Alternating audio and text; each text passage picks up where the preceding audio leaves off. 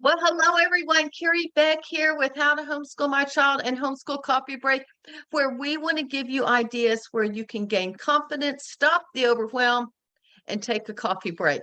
For those of you that are on my email list, if you notice, we had a big birthday party, a 2-year-old birthday party, and this does relate.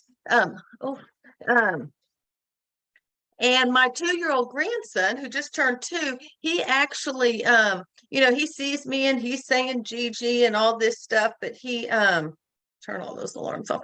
He actually, I found out when I'm not around and he's just with his mom and he sees a coffee cup, he points to it and says, Gigi, Gigi, Gigi. I thought, oh, I guess he knows I like some coffee. So, anyway, I thought that was sort of funny. Today, what we're really talking about is homeschooling multiple kids without going crazy.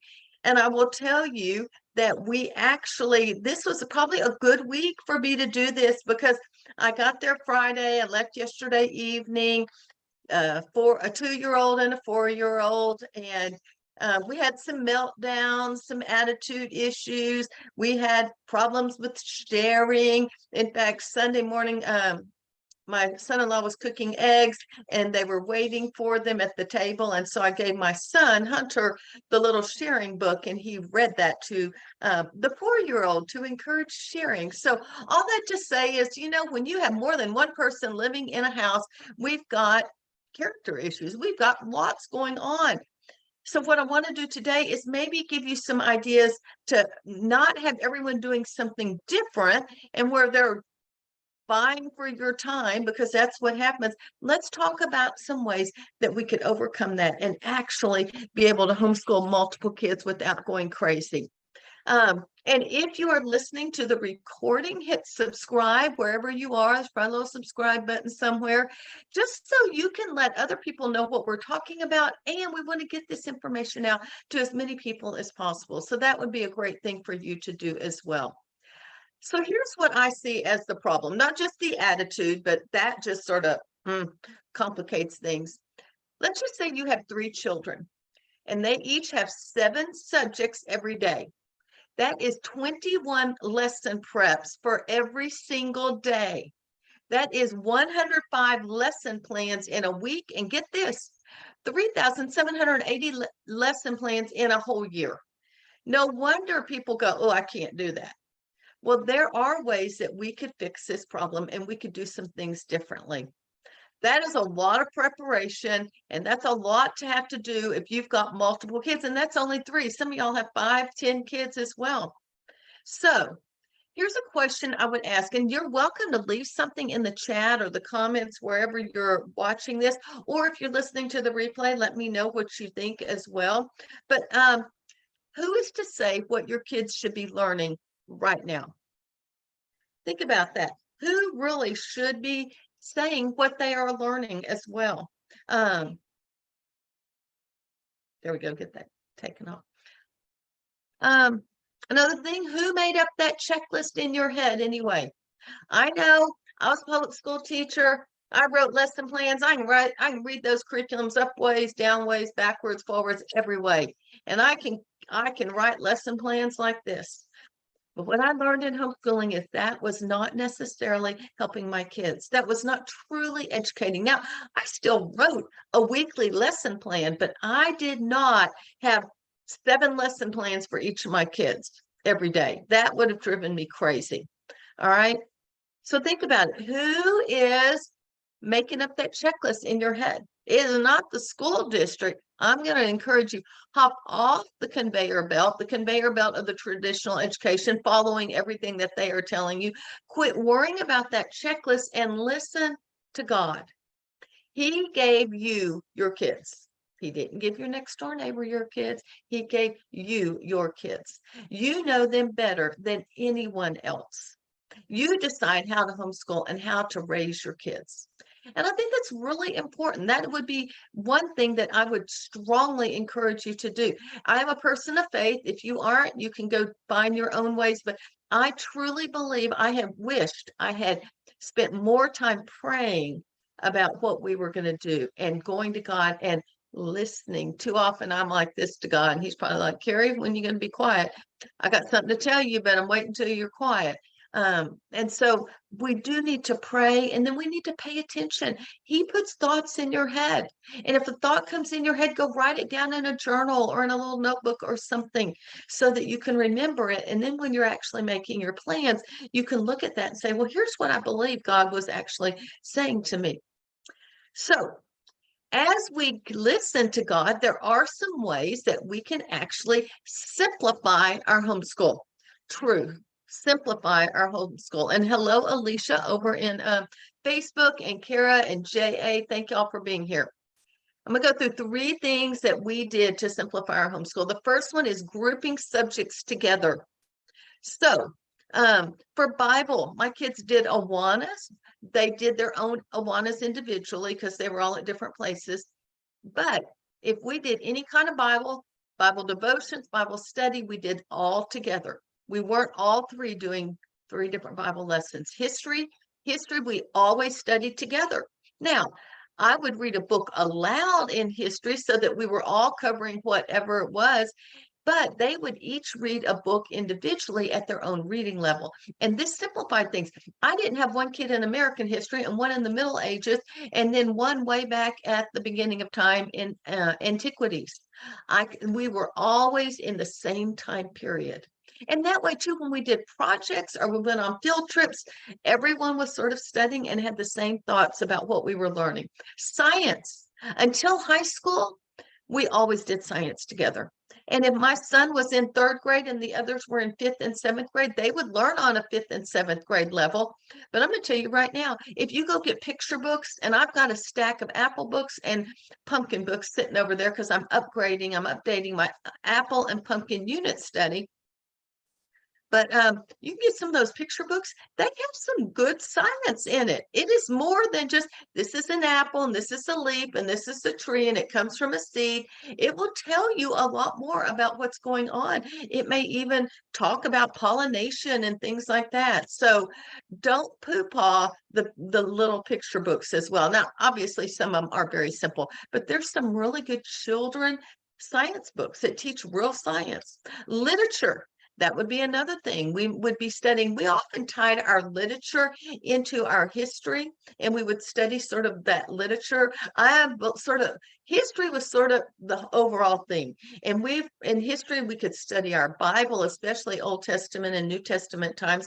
We could study the science of that time period. We could study the literature, the music, the art. We could do all of it just based on that time period. And that was one way I simplified. Music and art appreciation. We did that all together. We weren't separating and having people do different books. Even art. We would do an art project, and pretty much we would all work on pen and ink together, or watercolor, or whatever we were working on. So group as many subjects together as you can. Number 1. Number 2, family morning time. I normally can't believe I forgot to bring some prompts. Family morning time. This is what it consisted of. We had 1 hour that we started our day. I called it family morning time. Some people call it morning basket time. Some people call it morning time, group time, whatever you want to call it. It's a chance for you to be all together. We did this all the way through high school. So we didn't stop when they got older. I can still remember Gentry being a senior and Hunter being a freshman. Ashley was in college, and reading on my bed. I want to say Gulliver's Travels or something like that. Robinson Crusoe. I don't know which one. We were reading that all together because in that hour, the last half of the hour was always read aloud, because I wanted to make sure we got it done. I did not want to be tired in the afternoon.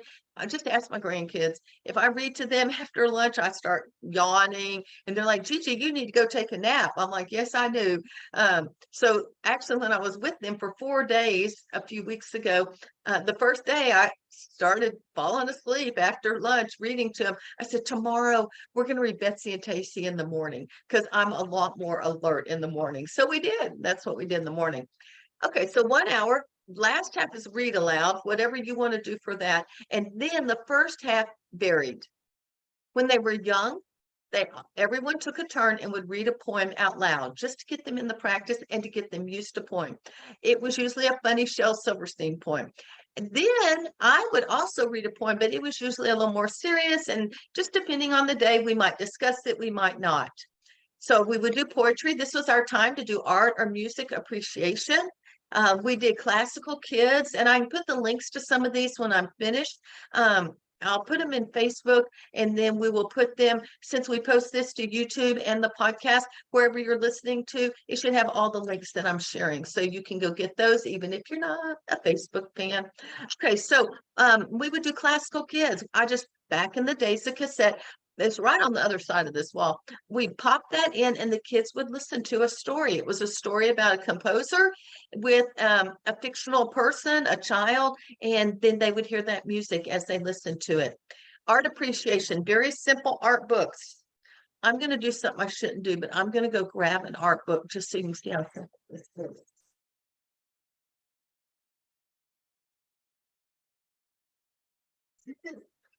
This series is discontinued, but you might be able to get it at the library, is Art for Children. There's another series that isn't discontinued. I'll put the link to this. This is Raphael.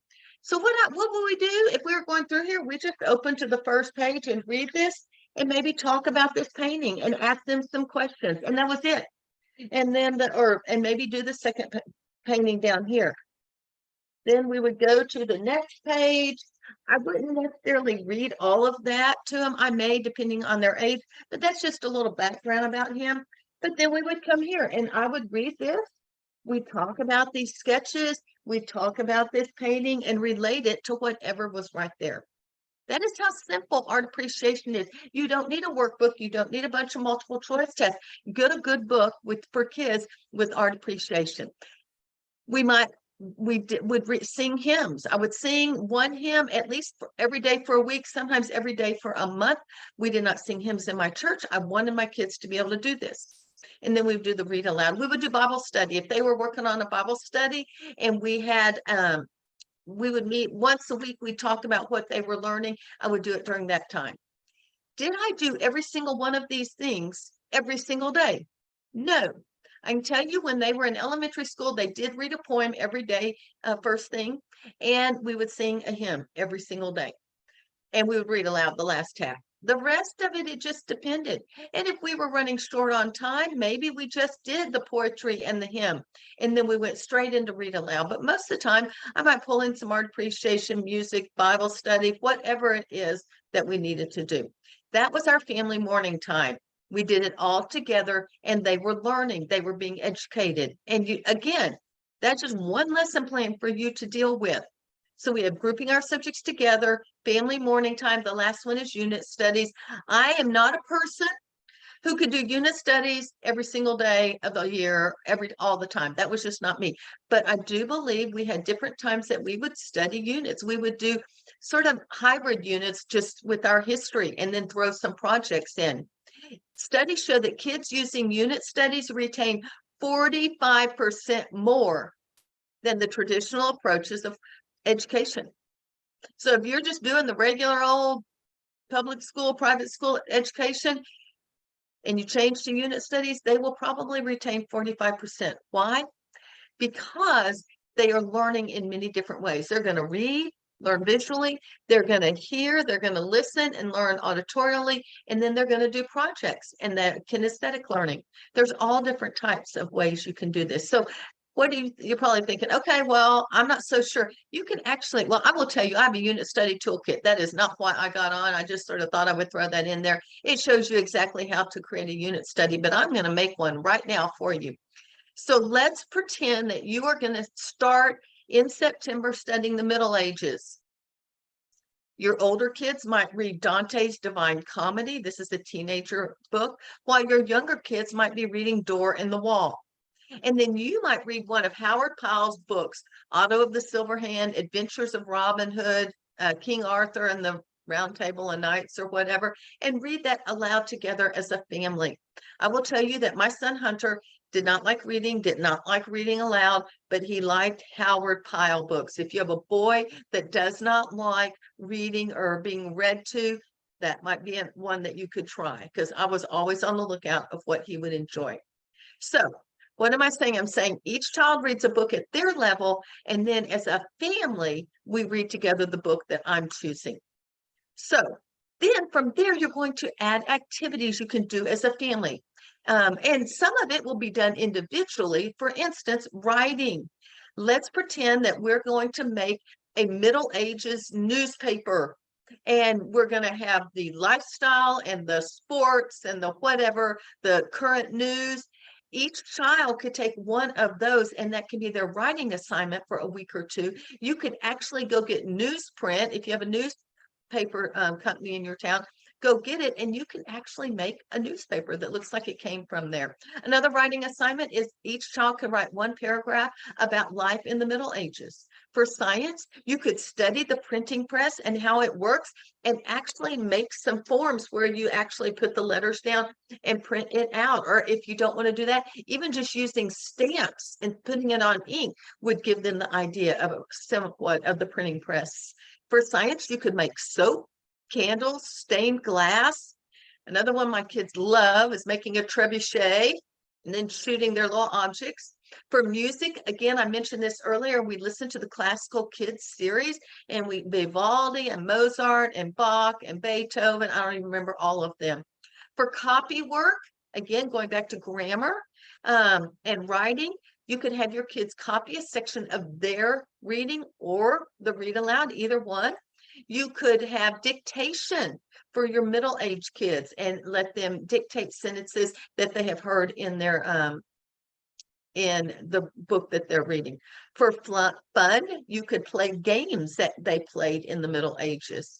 So this involves all different types of activities and types of learning. You can see now why we grouped our subjects together. In here, we've talked, oh, and art. You could go look at, oh my goodness, you could just look here at Raphael. He's over there in the Middle Ages. Let's see.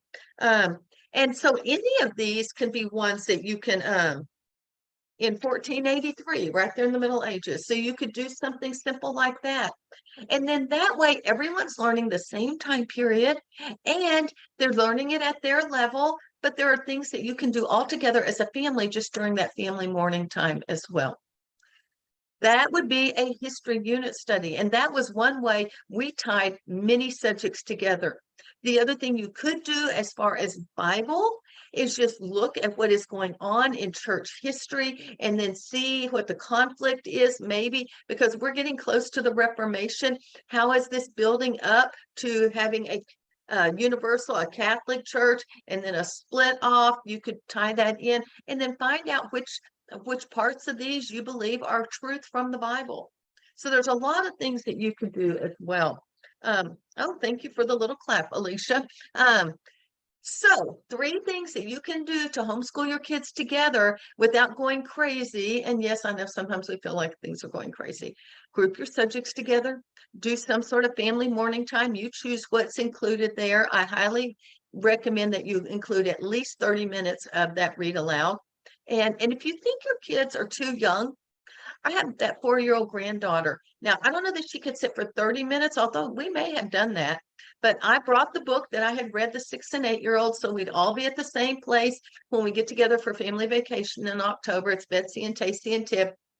She sat there and listened to a chapter that probably took me at least 10 or 15 minutes, and there was not a picture on every page. So don't assume that just because they're young, they can't listen to some sort of chapter book. Now, could she listen to Dante's Divine Comedy? Probably not. I don't even know that the 2nd grader could do that. So we've got group your subjects together, family time, and unit studies. Anyone that's here, whether you're listening to the recording or not, is there anything else that you do to be able to homeschool your kids together? Or do you have any questions? I will be checking back to see if we have any questions, but I'd love to just address any of them right now before we close. We got some people over here at Facebook, and then we've got people here in Zoom.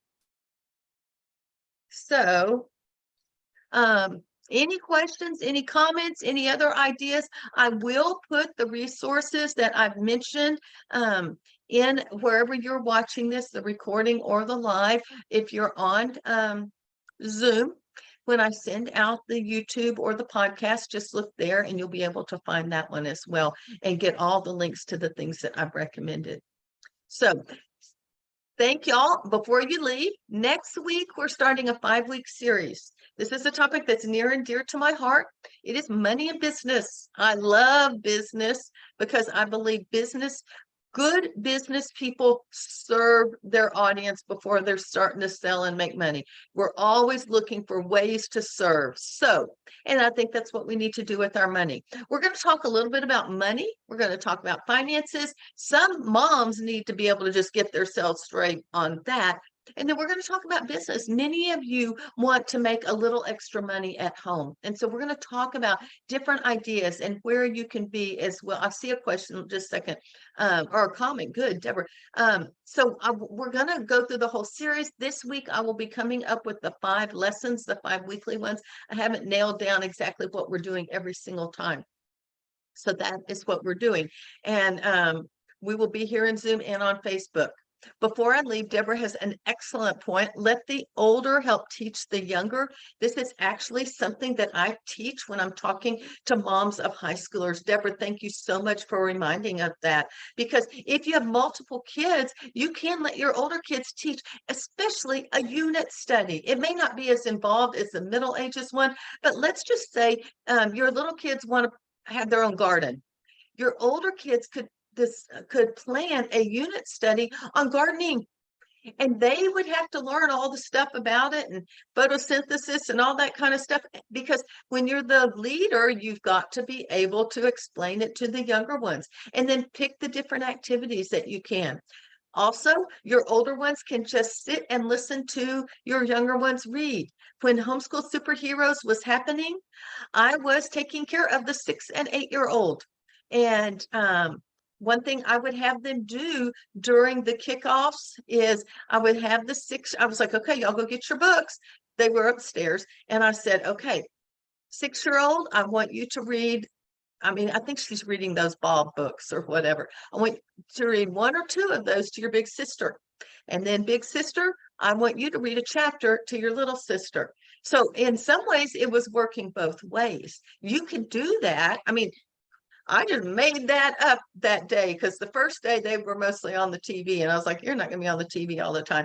And so we did that. And then they had some fun little workbooks and things that they were working on.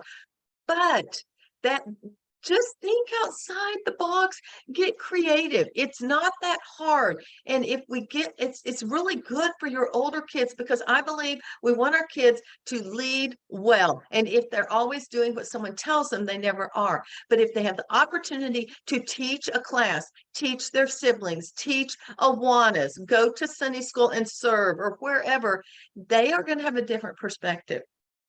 Frank said, oh, yes, business. I'm moving and looking forward to starting a business soon. Frank, you need to pay attention. And I am going to be sending some sort of information about business this week and about money. So y'all watch your emails, because I have some free resources that you could go ahead and do. One is a quiz. Another one is a guide to getting started to be able to make money. And it's got 4 different ways that you can do that. So yeah, definitely be on the lookout for that. And I will probably go ahead, maybe I'll just go ahead and put it in these descriptions as well. Any other comments before we leave? And hello, Christina. Thank y'all for being here. I think that's it. Thank y'all so much. If you are at a place that you can leave a comment, thank you. Would you please leave a comment? Let me know what you're thinking. If you're at a place that you can subscribe, please subscribe. And if you feel like it, it would be very much a blessing if you can leave a 5-star review wherever you're listening to the podcast. Thank y'all so much. I'm Carrie Beck with Homeschool Coffee Break. We'll talk to you next time.